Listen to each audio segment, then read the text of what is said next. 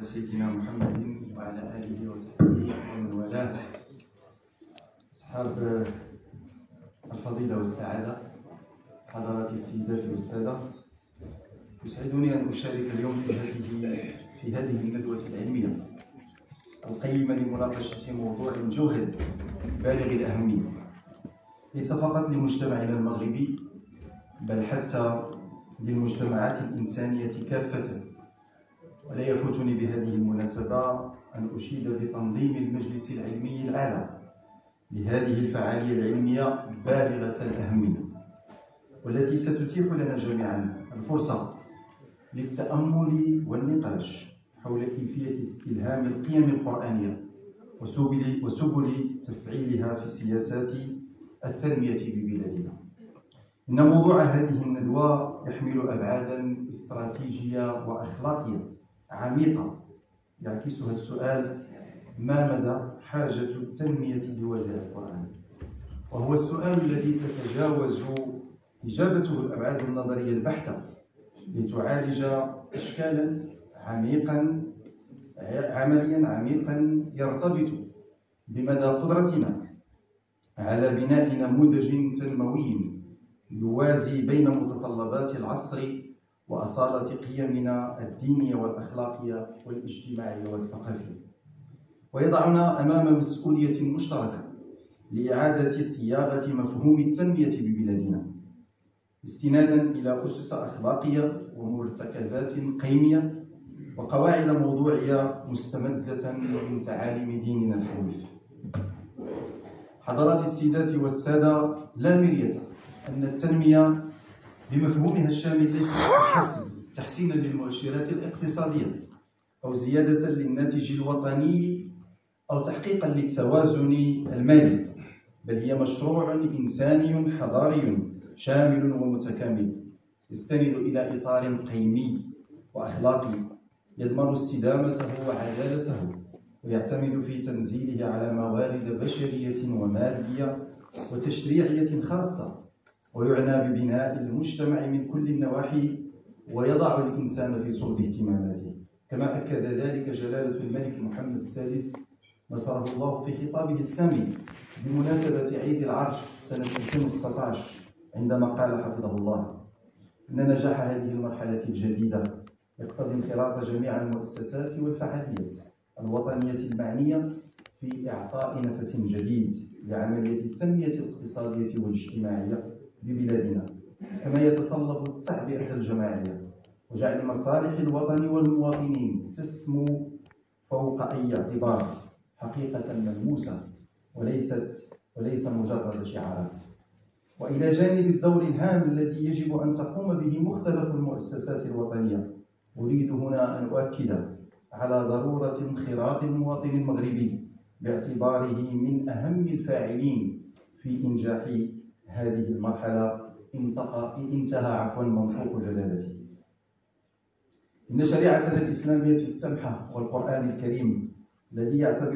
يعتبر دستور المملكة يشكل مصدر هداية ومنظومة قيم شاملة يقدم لنا رؤية متكاملة لتحقيق تنمية توازن بين جميع الأبعاد،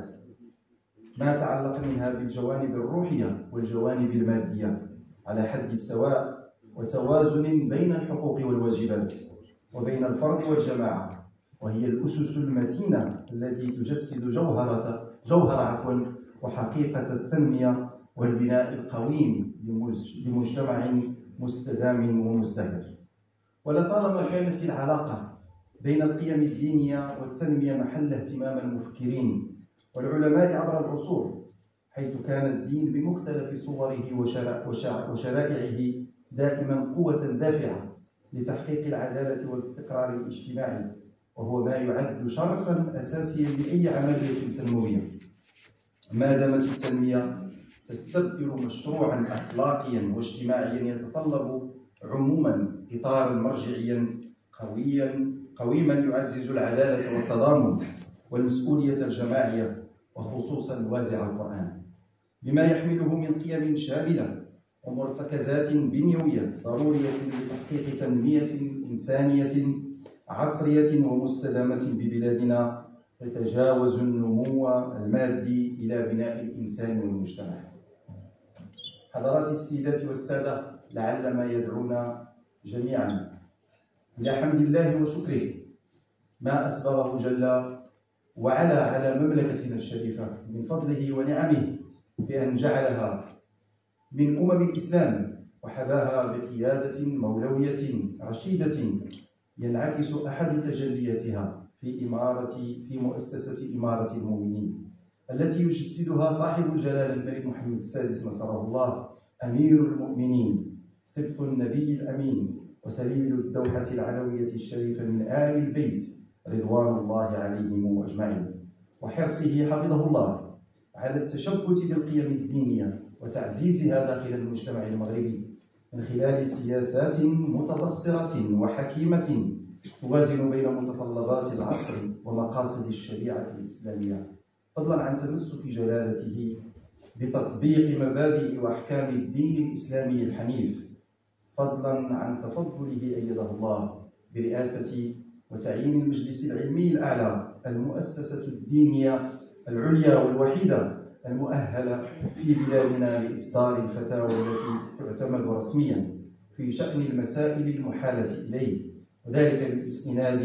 إلى الشريعة الإسلامية التي شكلت على الدوام أحد ثوابت الأمة المغربية. كما تتجلى بهذا الصدد قيم الشريعة الإسلامية في أحكام الدستور التي تؤكد على أن المملكة المغربية دولة إسلامية تواصل بعزم إرساء دعائم مجتمع متضامن يتمتع فيه الجميع بالأمن والحرية والكرامة والمساواة وتكافؤ الفرص والعدالة الاجتماعية وجميع مقومات العيش الكريم في نطاق التلازم بين الحقوق وواجبات المواطنة، مما يقتضي حتما دمج القيم الأخلاقية المستمدة من ديننا الحنيف في السياسات التنموية المختلفة لتحقيق التوازن المطلوب في جميع المجالات السياسية والاقتصادية والاجتماعية والثقافية والبيئية وغيرها. ولا يقف الأمر عند هذا الحد، إذ يعد المغرب نموذجا حيا لاستلهام القيم القرآنية في صياغة التشريعات والقوانين وتدبير السياسات العمومية، وتنأى هذه البنيات التشريعية والقانونية الوطنية من كونها مجرد أدوات تنظيمية، لأنها انعكاس لقيم التضامن والتكافل والعدالة كما نصت عليها آيات الذكر الحكيم، وتمثل أحد الأعمدة الأساسية لتعزيز حقوق الإنسان في بلادنا، حيث تسعى إلى تحقيق التكامل بين المرجعيات الدستورية والقيم القرآنية تحقيقا للعدل والمساواة وإرساء لإطار متوازن يدعم سيادة القانون ويضمن الكرامة الإنسانية. ولقد أظهرت الحكومة في هذا الإطار خلال النصف الأول من هذه الولاية الالتزام الواضح والاستراتيجي لتعزيز الإنتاج التشريعي سواء من حيث الكم أو الكيف في سياق تطوير المنظومة القانونية الوطنية بما ينسجم مع تطلعات المواطنين ويسهم في تحقيق التنمية المستدامة المنشودة. فعلى مستوى الكم نجحت في التداول والمصادقة على 505 مشاريع نصوص قانونية موزعة بين 54 اتفاقية دولية و58 مشروع قانون و48 مشروع قانون خاص بالموافقة على الاتفاقيات الدولية، فضلا عن 4 مشاريع قوانين تنظيمية ومشروعين إطارين و339 مشروع قانون تنظيمي. وشملت هذه النصوص مجالات استراتيجية متنوعة مثل الحماية الاجتماعية والاستثمار والتربية والتكوين والمنظومة الصحية لضمان موائمة التشريعات الوطنية مع التحولات الاقتصادية والاجتماعية المتسارعة التي باتت تعرفها بلادنا والعالم في العقود الأخيرة. أما على مستوى الكيف فقد تميزت هذه النصوص بالجودة والابتكار، حيث عملت من خلالها الحكومة على معالجة الإشكالات الراهنة واستشراف المستقبل عبر اعتماد تشريعات مبتكرة ومبادرات مستعجلة تستجيب سريعا للأزمات الطارئة على غرار إحداث الصندوق الخاص بتدبير الآثار المترتبة على الزلزال تنفيذا للتعليمات الملكية السامية. كما ركزت الحكومة تشريعيا أيضا على دعم الإصلاحات الهيكلية في بلادنا، حيث أخرجت 65 نصا قانونيا في مجال الحماية الاجتماعية و9 نصوص أخرى لتعزيز الاستثمار، إضافة إلى 8 نصوص لتبسيط المصادر الإدارية. وقد امتدت هذه الجهود لتشمل تعزيز المنظومة الصحية وتطوير النظام التربوي وحماية البيئة، مما سيزيد عمليا من تعزيز أسس التنمية المتوازنة ويستجيب لتطلعات المواطن المغربي ويعكس الالتزام الراسخ لتحقيق تنمية دينامية تنموية مستدامة وشاملة. وسأكتفي حرصا على الوقت باستجلاء أحد المظاهر القانونية التطبيقية لمقاصد الشريعة الإسلامية والأحكام القرآنية في التشريع الوطني، والذي يجسده الورش المهم والكبير الذي دعا إليه صاحب جلالة الملك محمد السادس نصره الله وحتى الحكومة على الإسراع بإخراجه، ألا وهو القانون الإطار المتعلق بالحماية الاجتماعية، وهو الذي يستهدف تحقيق تغطية اجتماعية متكاملة لجميع المواطنين بحلول سنة 2025، وذلك من خلال برامج تشمل التأمين الصحي الإجباري وتعويضات خاصة بالأسر، مما يضمن الكرامة ويعمل على تقليص الفوارق الاجتماعية، حيث تسعى الدولة من خلال القانون السابق إلى توظيف الموارد المالية بشكل يحقق التكافل الاجتماعي وينهض بكل فئات المجتمع، كما يتجسد قوله تعالى في سورة المائدة: وتعاونوا على البر والتقوى. الآية. في العمل الخيري الجماعي الذي يتوخى هذا القانون تحقيقه لضمان الكرامة والعدالة والتماسك الاجتماعي، لأنه ليس فقط أداة لحماية الأفراد، بل هو تجسيد لرؤية متكاملة تنبع من قيم التضامن الإنساني الذي من فك يدعو إليه ديننا الإسلامي الحنيف. حضرات السيدات والسادة،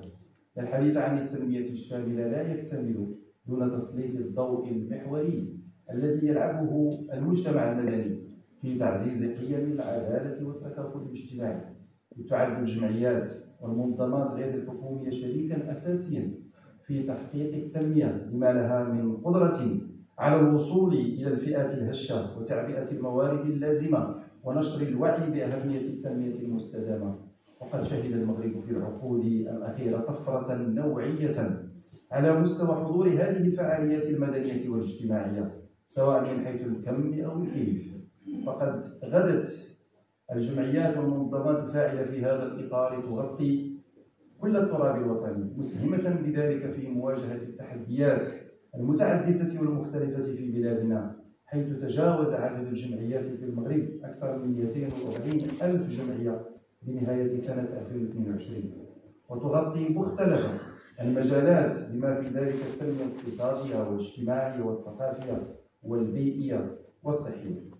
إن مفهوم المجتمع المدني والإشارة هنا إلى التسمية وبروزها سواء في تطور المسار الحضاري الغربي مع تطور الفكر الإنساني وسعيه إلى إرساء المجتمع المنظم والمهيكل بمؤسسات تقوده إلى الاستقرار والازدهار والسلام، وما أنتجه من نظريات حول العقد الاجتماعي بمختلف تجلياته وأبعاده الفكرية والسياسية والمجتمعية، وانتقال المفهوم إلى باقي المجتمعات ليتبناها الفكر العربي الإسلامي في وقت لاحق، لا يعكس في واقع الأمر سبقا لدى الغرب، لأن قيم المجتمع المدني وما يقوم عليه من خدمة للصالح العام وسعيه إلى خدمة الآخرين من الفئات الهشة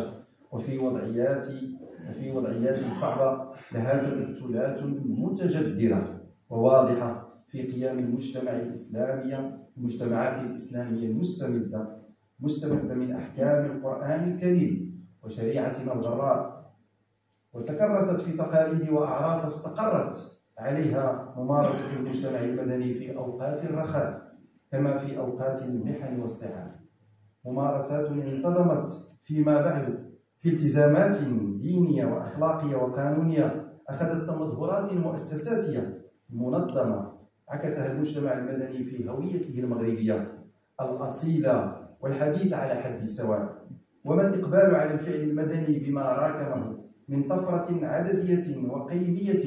في مجتمعنا المغربي إلا دلالة وبرهان على تقاطع الوازع الديني في تجلياته الروحية السامية ومسعاه إلى فعل الخير، ونبل قيمه الأخلاقية الإنسانية المنصهرة في قيم المواطنة لتشكل بنيانا متينا لأمة مغربية جسدت قوله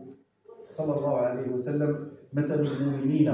في توادهم وتراحمهم وتعاطفهم كمثل الجسد إذا اشتكى منه عضو تداعى له سائر الجسد بالسهر والحمى، رواه مسلم. ومن ثم أضحت تنظيمات المجتمع المدني ضمن الفاعلين الأساسيين المعول عليهم في تحقيق التنمية المستدامة المنشودة وتعزيز البناء المشترك. ومن خلال أدوارها المجتمعية استطاعت جمعيات المجتمع المدني أن تسهم بشكل فعال في دعم الفئات الهشة ومحاربة الفقر وتعزيز منظومة التربية والتكوين، وهي مجالات تعكس أحد أوجه تقاطع مساعي المجتمع المدني مع مساعي المجلس العلمي الأعلى. هذه المؤسسة الدينية والروحية التي تعد حصنا حصينا للإسلام والذود عنه في بلدنا، ومنبعا للتشبث بأحكام الشريعة الإسلامية التي شكلت على مر التاريخ أهم مقومات الشخصية المغربية. يشاطر المجتمع المدني المغربي أهدافها من خلال تكريس القيم القرآنية والعمل على إشاعة مقاصدها بوازع الإيمان الحق بمقاصد الشريعة الإسلامية من خلال البذل والعطاء في سبيل الآخرين وحضوره الفعلي وانتشاره الواسع في مختلف مناطق جهات المملكة، حواضرها وبواديها، قريبها وبعيدها، وذلك أسوة بعلماء وأئمة المغرب في قربهم من جميع الشرائح المجتمع بما يحقق مصلحة المواطن والمواطنين. ولا عجب في أن تتبوأ جمعيات المجتمع المدني مكانة مرموقة في المجتمع، بل أصبحت دستوريا فاعلا أساسيا مشاركا في إعداد وتفعيل وتتبع القرارات والمشاريع لدى المؤسسات المنتخبة والسلطات العمومية بما ينسجم مع تطلعات المواطنين. وقد أظهرت الحكومة بهذا الخصوص التزاما واضحا بتطوير هذا الدور عبر توفير بيئة قانونية وتنظيمية ملائمة تعزز الشفافية وتشجع على التفاعل الإيجابي بين مختلف الأطراف. ولا ريب أن تفعيل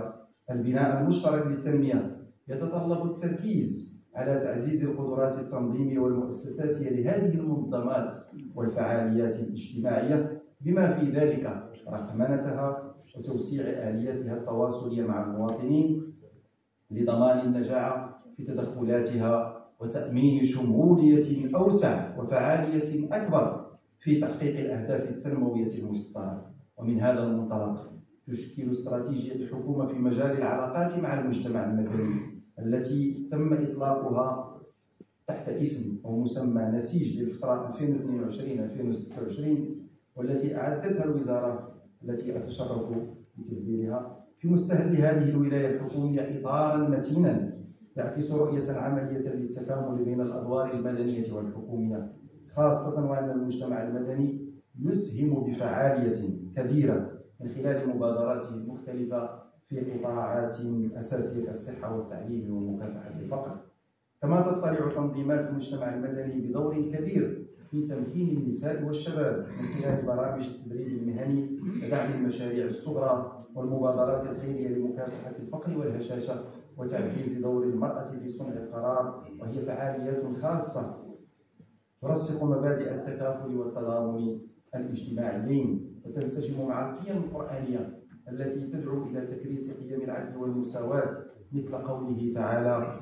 ولهن مثل الذي عليهن بالمعروف، سورة البقرة. ولا يفوتنا في هذا السياق التذكير بحجم التمويل العمومي الموجه لجمعيات المجتمع المدني والذي فاق 12 مليار درهم برسم سنوات 2019 2020 2021، والوزارة الآن بصدد إعداد تقارير الشراكة بين الدولة والجمعيات برسم سنتي 2022 و2023. حضرات السيدات والسادة، إن التنمية المستدامة تتطلب شراكة حقيقية بأبعاد وصور متعددة بين المجتمع المدني والدولة، وقد أرسى دستور المملكة تجلياتها محققا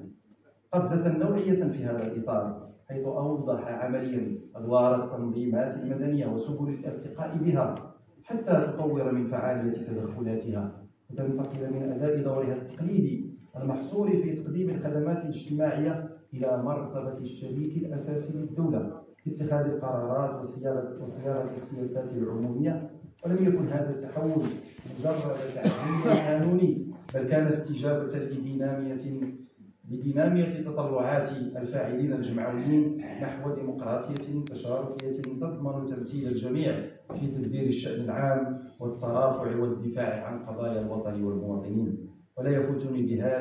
بمناسبة هذا اللقاء المبارك أن أؤكد على أهمية وضرورة الحرص على تحقيق الالتقائية في المساعي والجهود بين الحكومة والمجلس العلمي الأعلى والمجتمع المدني. فإن كانت الوسائل والآليات مختلفة فإن الهدف واحد، ألا وهو خدمة الصالح العام والحفاظ على وحدة لحمة الأمة المغربية وتماسكها بالأحكام والقيم القرآنية، وهو ما يستلزم مد جسور متينة لتلاقح الأفكار والمعارف لنسج أواصر التعاون البناء والمثمر بين هذه المؤسسات الثلاث، بما يفتح آفاقا رحبة لابتكار أسباب وسبل الأداء المشترك لتحقيق الأفضل لمجتمعنا. نعمل لنا الجماعي في تطوير المجتمع وإرساء لبنات الوطن وتقوية